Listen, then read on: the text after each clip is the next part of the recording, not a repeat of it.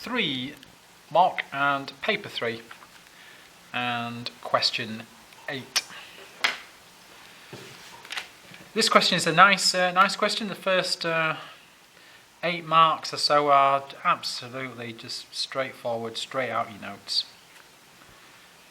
You're shown the absolutely typical graph trace showing the voltage across the membrane of an axon, and absolutely straightforward. Describe how the resting potential is maintained in the neuron. So absolutely you jump for joy when you see this question and you just trot out the stuff from your revision. So you talk about sodium, potassium pump. You tell us 3 sodiums out and 2 potassiums in. You say this is an active process.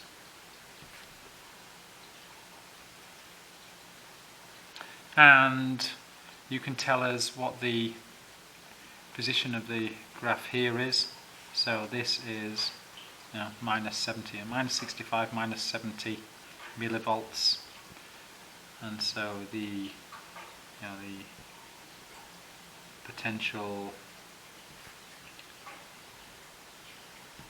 difference across the membrane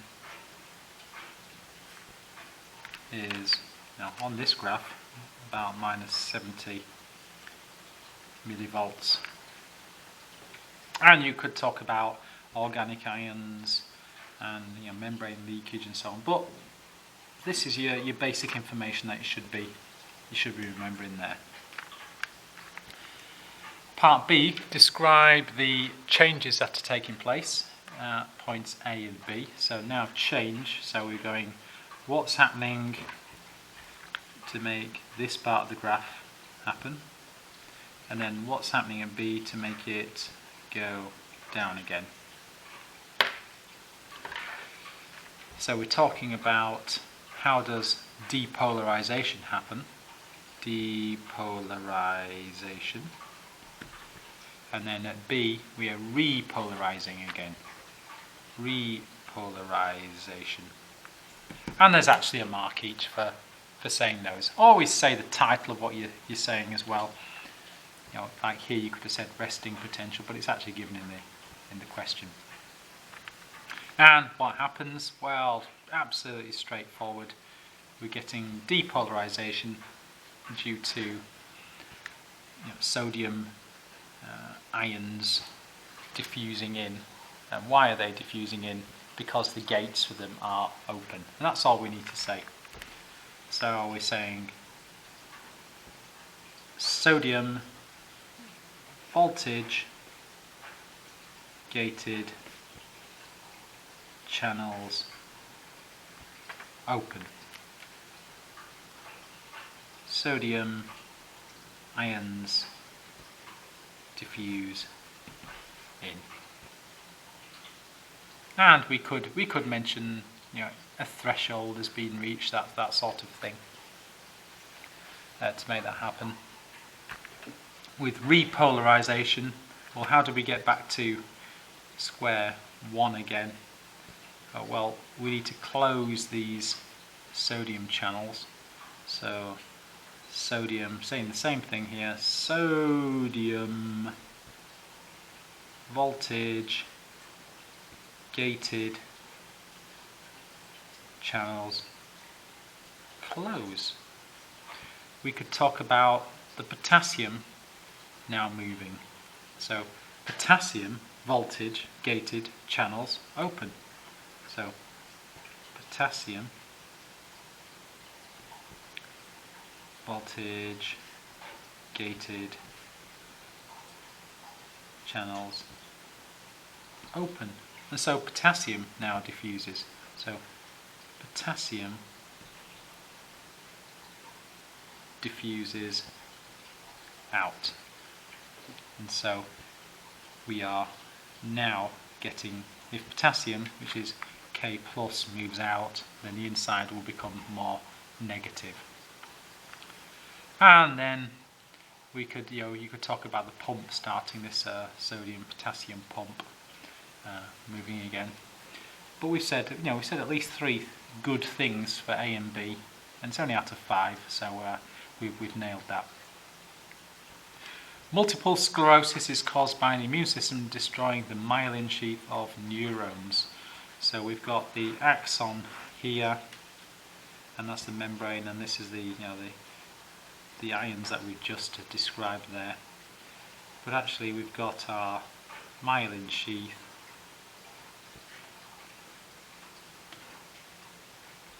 there, and so actually these ion movements don't occur there, they can only happen at these nodes of Ranvier. And we're saying multiple sclerosis is the immune system destroying this myelin sheath. So to answer this question, the best way of tackling it is to describe what this myelin sheath does, and then say, well, if it's not there, here's the problem. So describe what this myelin sheath does, and what happens is we only get ion movements at the nodes, and the circuit, then we get this saltatory conduction, so jumping from node to node, which increases the speed of conduction. And so if these disappear, we are having to have our normal situation of passing using local circuits, and that's going to be a slower way of the impulse progressing down the neuron. So for example, let's say what this myelin sheath does. So myelin sheath provides electrical insulation, ion exchange or ion movement, or whichever way you're going to say that, only at the nodes of Ranvier, or we only get depolarization at the nodes, and this action potential jumps from node to node. We mentioned this type, the name for this is saltatory conduction, which means dance. It kind of dances, so it jumps. And actually, 3 marks, we could have actually had it there without actually answering the question yet.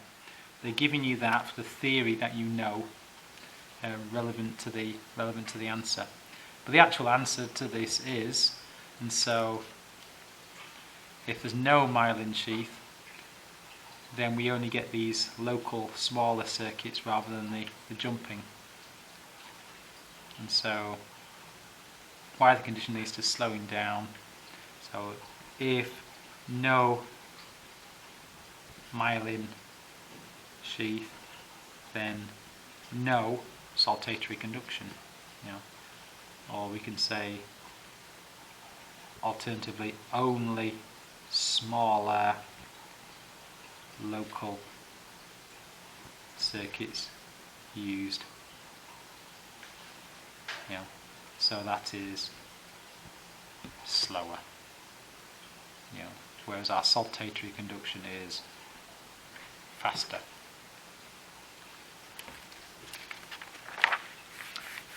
And then in part D, they've asked us about how the nerve impulse travels, and now, we're going to talk about synapses. Okay, fair enough. Natural progression, and they're giving us some strange chemical names which you may or may not have seen in the notes. And beta blockers, So something maybe new, or they might even give an example of these that you've never heard of. And we're saying those first ones increase and the second ones decrease. And they don't actually tell us in this one it's to do with the synapse, but it is. And you should have recognised organophosphate insecticides from your notes, even though you don't need any specific examples. So 2 ways to increase, 2 ways to decrease. This really relies on your knowledge now of going, right, I know what a synapse looks like. And we've got the pre-synaptic neuron, we've got the post-synaptic neuron, and the story of when the action potential arrives, we get calcium moving in, we get vesicles containing our neurotransmitter migrating to the presynaptic membrane. These are fusing and releasing the transmitter by exocytosis. This diffuses across the synaptic cleft. This binds to receptors on the postsynaptic membrane, so then binds and then opens channels that we've already talked about, so that our sodium channels open and we get a depolarization. So that's your story of the synapse, and then we just need to make a suggestion for how this might be increased or decreased. And we could possibly go, these chemicals also bind to the receptors, or are we getting more of these chemicals that are a bit like ACH, more of them possibly. These chemicals make more transmitter, so more will get released. Maybe, those are the sorts of more obvious ones. Maybe there's an enzyme here, acetylcholinesterase. It's an enzyme, ACHase, that breaks down ACH, and so we reset our system. But maybe our chemical stops that from, maybe inhibits that enzyme in some way. We could make some more suggestions, but those are the kind of obvious ones. So I'll just put a couple of those down. So maybe to increase that activity, they mimic the action of the normal transmitter, action of the ACH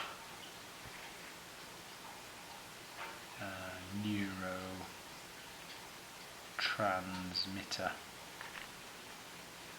e.g. bind to receptors on the post-synaptic membrane. And let's choose another one. Maybe they stimulate the release of transmitters more. So maybe these chemicals stimulate the release of ACH, for example. And any other reasonable suggestion, for example, lowering the threshold for depolarization on the postsynaptic membrane, something like that. And then we can go, right, okay, how would the opposite happen? How could we prevent any of this normal stuff from happening as a suggestion? So the chemicals might stop that process, might stop that being made, stop that from fusing, stop that from binding somewhere, might bind on here and inhibit them. You know, might stop this gate from, you know, endless things you can possibly suggest. You know, so it relies on your normal knowledge of the synapse and saying maybe the chemicals stop this thing from happening. So let's just pick a couple of those. Let's have, well, prevents exocytosis of ACH. Nice simple concept. So prevents exocytosis of ACH. Let's pick another one. Binds to and blocks these receptors, so the ACH can't bind. So binds to and blocks receptors on the post synaptic membrane. So 4 marks, that should be pretty straightforward if you're expecting a question with your synapse information. Absolutely typical question. So I think 15 marks, most of that was an absolute gift. There's nothing too difficult there, and you should get most of those 15 marks before attempting this crazy essay.